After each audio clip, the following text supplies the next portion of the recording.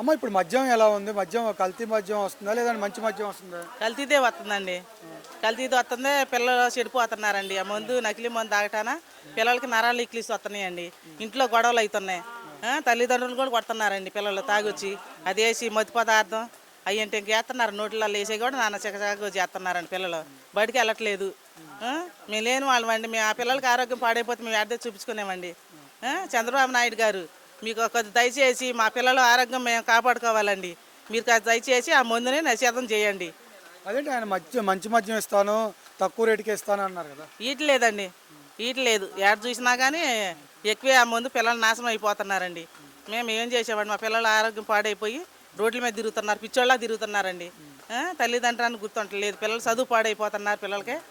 మేమేం చేసామండి? ఆ? ఇదివరకు మీకు మీ జగన్మోహన్ రెడ్డి గారు ఉన్నప్పుడు మీ ఊర్లో బెల్ట్ షాప్ ఉందా? లేదండి.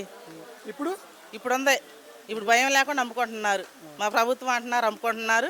మాట్లాడితే మా అప్పుడు లేదండి.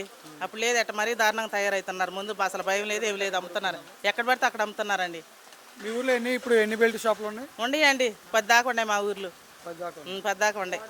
గోడల్లోనే అసలు పిల్లలు బడికి పోవట్లేదు. ఖచ్చితంగా కొట్టుకాడు కూర్చొని తాగుతున్నారండి. బడికి పోవట్లేదు, ఆడ కూర్చొని తాగటం పిల్లలు. వాళ్ళ ఆరోగ్యం పాడవుతుంది. మేమేం చేసాం? మేము పేదవాళ్ళు లేని వాళ్ళం. మేమేం చేసామండి? దయచేసి చంద్రబాబు నాయుడు గారు మీరు ఆ మందు నిషేధం చేసి మా పిల్లలు మా ఆరోగ్యం మేము కాపాడుకోవాలండి.